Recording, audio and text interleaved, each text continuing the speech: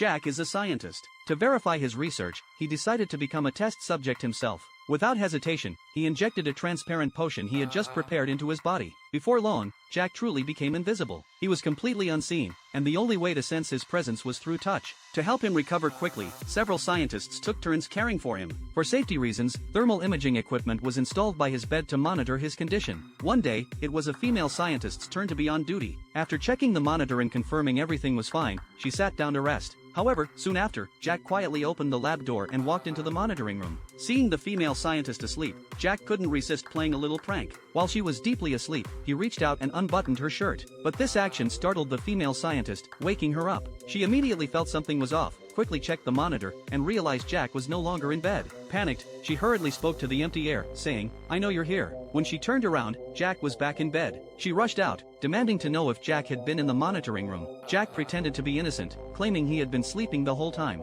With no other option, the female scientist reported the situation to her colleagues. After discussing, they decided to find a way to observe Jack more effectively. They used a special material to coat his body, which made his outline visible. After the material dried with the help of a fan, they drew a mouth and eyes on him. After some busy work, they were finally able to see Jack's appearance. Since he was the test subject, he wasn't allowed to leave the lab, and the potion he took couldn't be used on humans yet, which made Jack anxious. He regretted acting so impulsively and decided to stay in the lab. However, that night, during the shift change, Jack couldn't hold back anymore. He told his colleagues he was going home to grab some clothes. Although they tried to stop him, they ultimately failed. Jack then drove back home. To his surprise, as soon as he arrived at his front door, he saw a beautiful woman from across the street. The thought crossed his mind in a flash. Since no one could see him, he could do things others wouldn't know about. He took off his headgear, walked up to the woman's door, and rang the bell. When the door opened, Jack quickly rushed inside. What happened next is something most people would rather not dwell on.